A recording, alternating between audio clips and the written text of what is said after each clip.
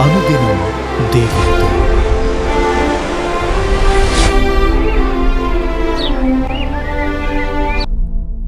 Praise the lord. అనుదినం దేవునితోనే కార్యక్రమాన్ని చూస్తున్న మీ అందరికీ మన ప్రభు అయిన రక్షకుడైన యేసుక్రీస్తు ఘనమైన నామంలో వందనాలు. ఉదయకాలం దేవుని వాక్యం చూసుకుందాం. రోమిలకు రాసిన పత్రిక 2వ అధ్యాయము 24వ వచనం. వ్రాయబడిన ప్రకారము మిమ్మును బట్టియే గదా దేవుని నామము అన్యజనుల మధ్యను దూషింపబడుచున్నది.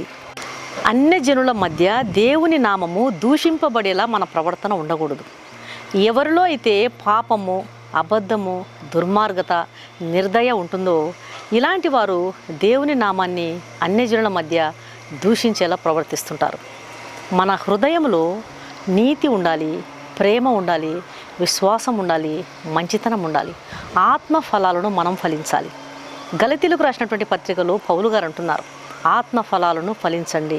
మంచితనము, దీర్ఘశాంతము, దయాళుత్వము, ఆశ నిగ్రహము, ఇవన్నీ కూడా మంచి ఫలాలను మనం ఫలించేటువంటి వారముగా ఉంటే మన ద్వారా తండ్రి మహిమపరచబడతాడు.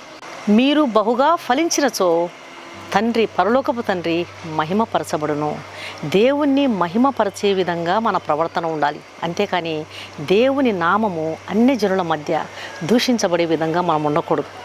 శ్రీధర్ అనేటువంటి ఒక వ్యక్తి ఒక పెద్ద పేరుగాంచినటువంటి సంఘములో సంఘ సభ్యుడిగా ఉన్నాడంట. సంఘ కార్యక్రమాల్లో చాలా చురుకుగా పాల్గొనేవాడు. ఎక్కడ మీటింగ్స్ అంటే అక్కడికి అందరికంటే ముందుగా పరిగెత్తి అన్నీ కూడా సక్రమపరిచేవాడు. చైర్స్ తీయడము, బ్యానర్స్ కట్టడము, ఉపవాస ప్రార్థనలకు అటెండ్ కావడము, అందరినీ కూడా చాలా చక్కగా మరి వారితో స్నేహంగా కలిసిమెలిసి తిరిగేవాడు. ఇట్లా ఉన్నటువంటి శ్రీధర్లో దుర్లక్షణం ఒకటి ఉంది. ఏంటయ్యా అతనిలో ఉన్న దుర్లక్ష్యం అంటే అతను అప్పులు చేసేవాడు. ఎక్కడ పడితే అక్కడ ఎవరితో పడితే వారికి తన కష్టాలు, బాధలు, ఇబ్బందులు అన్నీ చెప్పుకొని, ప్లీజ్ కొంచెం దయచేసి నాకు సహాయం చేస్తారా, నాకు చాలా ఇబ్బందిగా ఉంది, కొంచెం అప్పు ఇచ్చినట్లయితే మీ అప్పు నేను త్వరగా తీరుస్తాను అని చెప్పి తనకు తోచిన వాళ్ళందరి దగ్గర, ఎవరి దగ్గర పడితే వారి దగ్గర బాగా అప్పులు చేశాడు. అప్పులు చేయడం మాత్రమే కాదు, కానీ అతన్ని తిరిగి ఎవరైనా సరే, ఏమయ్యా శ్రీధర్, మొన్న అప్పు తీసుకున్నావు కదా, నా అప్పు నాకు ఎప్పుడు తిరిగి చెల్లిస్తావు అని మాట్లాడితే వారిని తీవ్రంగా దుర్భాషలాడడం. ఏమన్నా పారిపోతానా, చాలా అన్యాయంగా మాట్లాడుతున్నావు, నేను ఎక్కడికి పారిపోనులే, మీ అప్పు తిరిగి చెల్లిస్తాను అని చెప్పి అప్పు చెల్లించేవాడు కాదు. సంవత్సరాలు గడుస్తుంటాయి కానీ అతడు తిరిగి ఎవరి అప్పు చెల్లించలేదు. దుర్భాషలాడడం, వారిని బెదిరించడం, వారి హృదయాన్ని గాయపెట్టి మాట్లాడడం, ఇట్లా చేసుకుంటూ శ్రీధరు మళ్ళీ సంఘంలో చక్కగా సంఘ పెద్దగా ఉంటూ అన్ని కార్యక్రమాలను చాలా హుషారుగా చేస్తూ ఉండేవాడు. అయితే ఒకసారి ఆ సంఘంలో ఉజ్జీవ సభలను ఏర్పాటు చేసినారు. ఉజ్జీవ సభలను ఏర్పాటు చేసి పాస్టర్ గారు కరపత్రాలు ఇచ్చి ఈ ఉన్నటువంటి సంఘ పెద్దలలో కొంతమందిని అందరినీ బ్యాచ్లుగా చేసి గ్రూపులుగా విడగొట్టి, మీరు ఈ ప్రాంతానికి వెళ్ళి మరి కరపత్రాలు ఇవ్వండి, కొంతమంది ఈ ప్రాంతానికి వెళ్ళి కరపత్రాలు ఇవ్వండి అని చెప్పి కరపత్రాలను వీరి చేతికిచ్చి ప్యాంప్లెట్స్ను ఈ కొంతమందిని కొన్ని ప్రాంతాలకు పంపించారంట. శ్రీధర్ ఉన్నటువంటి గ్రూప్లో ఉన్నటువంటి వాళ్ళందరూ కూడా మెయిన్ రోడ్లో ఉన్నటువంటి షాప్స్ అన్నిటికీ కూడా కరపత్రాలు ఇవ్వడానికి వెళ్తూ ఉన్నారు. ఒక బట్టల షాపు దగ్గరికి వెళ్ళి కరపత్రం ఇచ్చారు.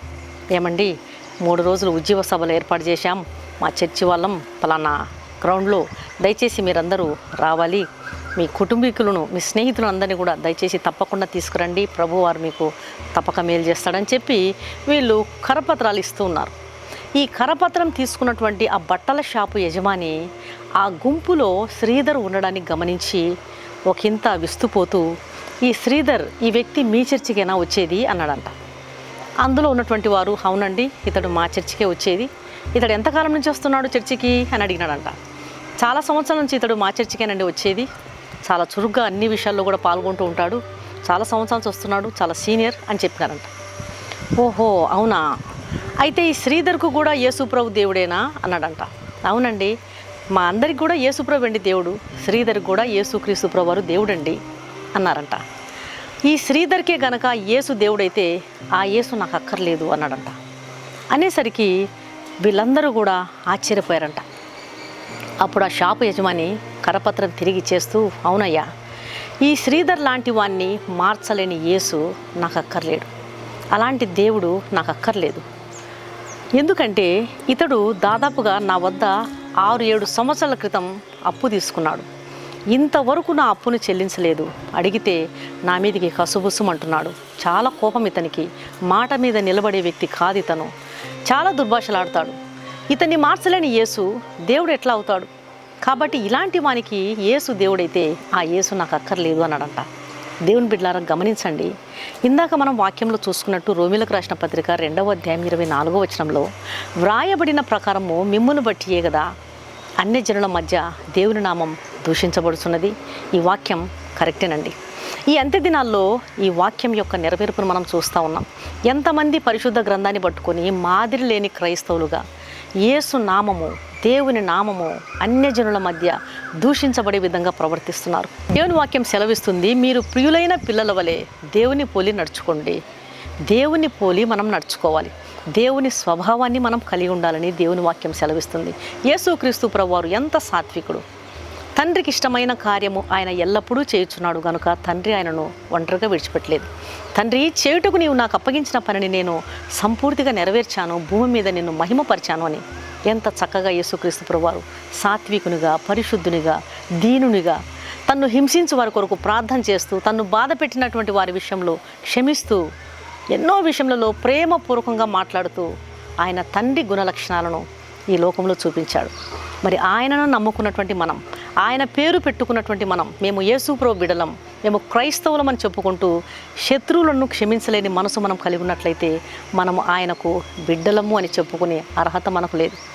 పరిశుద్ధ గ్రంథాన్ని మనం చేతపట్టుకొని ఓర్పు లేకపోతే, సహనము లేకపోతే, మాట యందు నిలబడకపోతే, మనం మాట తప్పేవారుగా ఉంటే యేసుక్రీస్తు బిడ్డలం అనిపించుకునే అర్హత మనకు అసలు ఏమాత్రము లేదు. అందుకొరకే వాక్యం సెలవిస్తుంది, వ్రాయబడిన ప్రకారం మిమ్మల్ని బట్టియే కదా. దయచేసి దేవుని బిడ్డలారా గమనించండి, మనల్ని బట్టి దేవుడు మహిమపరచాలి, మనల్ని బట్టి దేవుడు ఘనపరచబడాలి, మన ద్వారా అనేకులు మేలు పొందాలి, అనేకులు దేవుని యొక్క నామమును విశ్వసించాలి, అనేకులు దెయ్యాలు పట్టిన వారు విడిపించబడాలి, రోగులు మనం మాట్లాడుతుంటేనే వారు స్వస్థపరచబడాలి, బంధకాలు ఉన్నవారు విముక్తిని సంపాదించుకోవాలి, అసమాధానంగా ఉన్నటువంటి ప్రాంతంలోకి మనం అడుగుపెట్టిన వెంటనే వారి కుటుంబాల్లో సమాధానం కలిగే విధంగా ఉండాలి. అంతేగాని ఇద్దరికి మధ్య సమాధానం పాడు చేసేవారుగా మనం ఉండకూడదు, ఇద్దరికి మధ్య ఐక్యతను పాడు చేసేవారుగా మనం ఉండకూడదు, పుల్లలు పెట్టేవారుగా మనం ఉండకూడదు, చాడీలు చెప్పేవారుగా మనం ఉండకూడదు, కొండెములు చెప్పేవారుగా మనం ఉండకూడదు. ఇవన్నీ దేవుని బిడ్డల లక్షణాలు కావు. దేవుణ్ణి మోసుకున్నటువంటి మనం, దేవుణ్ణి కలిగినటువంటి మనం ఎక్కడికి వెళ్ళినా నడిచే బైబిల్లాగా మనం ఉండాలి. మనల్ని చూసిన వెంటనే అయ్యా మీరు యేసు ప్రభువా అనే విధంగా క్రీస్తును పోలి నడుచుకోవాలనేదే దేవుని యొక్క వాంఛ. ఈ వాక్యం వింటున్నటువంటి నా ప్రియమైన బిడ్డ, మన ద్వారా దేవుడు ఘనపరచబడాలి, కానీ మన ద్వారా దేవుడు అన్యజనుల మధ్య అవమానపరచబడకూడదు. కాబట్టి సత్ప్రవర్తనను కలిగి, శుద్ధ హృదయం కలిగి, మంచితనము కలిగి, నీతిని కలిగి, యథార్థతను కలిగి, సత్యమును కలిగి మనం నడుచుకోవాలని దేవుడు మన నుంచి ఆశిస్తున్నాడు. నీతి కలిగిన ప్రవర్తన మనకు అవసరం. అబద్ధములను, వ్యర్థమైన వాటిని నాకు దూరము చేయము, నిర్దోషమైన చేతులను, శుద్ధ హృదయము నాకు దయచేయమని దావీదు ప్రార్థన చేస్తున్నాడు. అలాంటి ప్రార్థన మనం కూడా చేయాలి. ప్రభువా, నీకు ఆయాసకరమైన, నీకు హేయకరమైన, నేను గ్రహించలేని, నాలో ఉన్నటువంటి తప్పులను కొన్నిసార్లు నేను గమనించుకోలేకపోతుంటాను. ప్రభువా, నేను గ్రహించలేని, గమనించలేని పాపములు ఏవి నన్ను ఏలుబడి చేస్తున్నవో వాటన్నిటి నుంచి నాకు విడిపించు ప్రభువా, నన్ను నీ రూపులోకి మార్చు ప్రభువా, నీలాంటి సారూప్యం నేను కలిగి జీవించుటకు నాకు సహాయం చేయతండి. నా మాట, నడక, నడత, ప్రవర్తన, సమస్త వ్యక్తిత్వం కూడా నిన్ను కలిగి జీవించాలి ప్రభువా. దయచేసి నాకు కృప చూపించు తండ్రి అని దేవుని సన్నిధిలో మనం ప్రార్థించాలి. ఎక్కడ ఏ విషయంలోనైనా సరే ప్రభువా, నేను తప్పిపోయి నిన్ను అన్యజనుల ముందు నీ నామమును అవమానపరిచానా, దయచేసి నన్ను క్షమించు తండ్రి, నీతి కలిగిన ప్రవర్తన నాకు దయచేయి తండ్రి అని ప్రార్థిస్తే ప్రభు తప్పకుండా మనకు కృప చూపిస్తాడు. మనల్ని చూసిన వారు నీలాంటి వానికి యేసు దేవుడైతే ఆ యేసు నాకు అక్కర్లేదు అనే విధంగా మనం ఉండకూడదు. నీలాంటి వారికి యేసు దేవుడా, నీవు నా ఇంటికి వస్తే చాలు, నీ దేవుడు నా ఇంటికి వచ్చినట్లే. మీరు ఎక్కడికి వచ్చినా యేసుక్రీస్తు ప్రభువారు అన్నారు, నువ్వు ఎక్కడికి వెళ్ళినా నేను కూడా, తండ్రి కూడా మీతో వచ్చి అక్కడ నివసిస్తామన్నారు. అలాగ దేవుణ్ణి మోసుకుని పోయేవారుగా మనం ఉండాలనేది దేవుని యొక్క వాంఛ. ఈ వాక్యం వింటున్న నా ప్రియమైన బిడ్డ, దేవుణ్ణి ఘనపరిచేవారుగా మనం ఉందాం, దేవుణ్ణి మహిమపరిచే విధంగా మనం ఉందాం. అంతేకాని మన అట్టడుగు జీవిత మరుగుజ్జుతనం బట్టి, ఆత్మీయంగా ఎదగలేని స్థితిని బట్టి, మాట తప్పే స్థితిని బట్టి, ఎదిరించే స్థితిని బట్టి, అనేకులు దూషించే స్థితిని బట్టి మన తండ్రిని ఎక్కడ కూడా అవమానపరచకుండా చూసుకుందాం.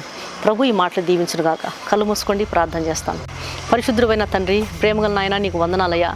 ఉదయకాల సమయంలో తండ్రి మీరు మాట్లాడుతున్నటువంటి చక్కని వాక్యానికి నీకు వందనాలు. వ్రాయబడిన ప్రకారం మిమ్మల్ని బట్టియే కదా అన్యజనుల మధ్య దేవుని నామము దూషించబడుచున్నది. ఓ నా తండ్రి, మమ్మల్ని క్షమించండి. ఎంతమంది అన్యులు అపహసిస్తున్నారు. యేసు దేవుడు, యేసు ప్రభు బిడ్డలంటే, బోధకులు, పాస్టర్స్ అంటే అపహసించే స్థాయికి మేము రాకూడదు నాయన. మీ నామాన్ని అపహసించే స్థాయికి మేము దిగజారిపోకూడదు ప్రభువా. దయచేసి తండ్రి మమ్మల్ని క్షమించండి. నీలాంటి వారికి యేసు దేవుడైతే ఆ దేవుడు నాకు అక్కర్లేదనే స్థితికి మేము ఎన్నడూ దిగజారకూడదు ప్రభువా. మీ నామమును దిగజార్చకూడదు, అవమానపరచకూడదు నాయన. దయచేసి తండ్రి మమ్మల్ని క్షమించండి. యేసు ఎంత గొప్పవాడు. ఇలాంటి పాపిన యేసు మార్చేసింది. ఇలాంటి గయ్యాలి గంపన దేవుడు ఎంత దీనులుగా చేశాడు. ఇలాంటి వ్యక్తిన దేవుడు ఎంత చక్కగా మార్చివేశాడు. దేవుడు ఎంత గొప్పవాడు, దేవుడు ఎంత శక్తిమంతుడు. యేసు ఎంతటికైనా సమర్థుడు. అసాధ్యమైన వాటిని ఆయన సాధ్యం చేయగల సమర్థుడు. ప్రజలు అవన్నీ కూడా చూసి మిమ్మల్ని ఘనపరచాలి నాయన. అంతేకాని మిమ్మల్ని అవమానపరిచే విధంగా మా మాటలు, మా చేష్టలు, మా ప్రవర్తన, మా వ్యక్తిత్వం, మా నడత ఉండకూడదు ప్రభువా. ఈ వాక్యం వింటున్న ప్రతి ఒక్క బిడ్డను కూడా మీరు దర్శించండి. తమను తాము గ్రహించుకున్నకు సహాయం చేయండి. నీతి కలిగిన ప్రవర్తన కలిగి చక్కగా నడుచుకుని నేను మహిమపరచుటకు సహాయం చేయండి. నా ప్రార్థన ఆలకించండి. ప్రతి ఒక్కరిని దర్శించండి తండ్రి. ప్రతి అక్కర్లు మీరు తీర్చండి. దురాత్మల బలం నుంచి విరగొట్టండి. అంధకార శక్తులు మీరు బంధించివేయండి. మీ ఆత్మను మాయందుంచండి. మీ కట్టడలు, మీ ఆజ్ఞలు, మీ విధులు అనుసరించి నడుచుకున్నట్టు మీ సహాయం దయచేయమని యేసు నామమున అడిగి వేడుకుంటున్నాను తండ్రి. ఆమెన్. ఈ వాక్యం విన్న ప్రియమైన దేవుని బిడ్డలారా, దయచేసి ఈ వాక్యం అనేకులు విని మేలు పొందే విధంగా దేవుని వాక్యాన్ని షేర్ చేయండి. ఛానల్ను సబ్స్క్రైబ్ చేసుకోండి. మీ ప్రార్థన అవసరతలను కామెంట్ సెక్షన్లో తెలియజేసినట్లయితే మీ కొరకు తప్పకుండా ప్రార్థన చేస్తాం. ఈ వాక్యం విన్న మీలో ఇంకా రక్షణ పొందని వారు ఎవరైనా ఉన్నట్లయితే దయచేసి క్రీస్తు ప్రభువారికి మీ హృదయాన్ని ఇవ్వండి. నశించు దాన్ని వెదకి రక్షించడానికే క్రీస్తు ప్రభువారు ఈ లోకానికి వచ్చారు. నీ సొంత జ్ఞానంతో, సొంత శక్తితో, సొంత ప్రయాసతో నీ పాపను మానుకోలేవు. యేసు రక్తం ప్రతి పాపము నుండి మనల్ని విడిపించి నీతిమంతులుగా, నిర్దోషులుగా చేస్తుంది. కాబట్టి కలువరి శిలువలో ఆయన కాచిన రక్తధారల చేత నీవు కడుగబడు. ఆ రక్తంలో నువ్వు కడుగబడితేనే నీకు నిత్య జీవము, పాపక్షమాపణ ఈ లోకంలో మీకు దొరుకుతుంది. పరలోక రాజ్యంలో స్థానం మనకు దొరుకుతుంది. ఆయన ఇచ్చే ఉచితమైన రక్షణను స్వీకరించండి. ప్రభు మీ ఆత్మను రక్షించునుగాక. God bless you.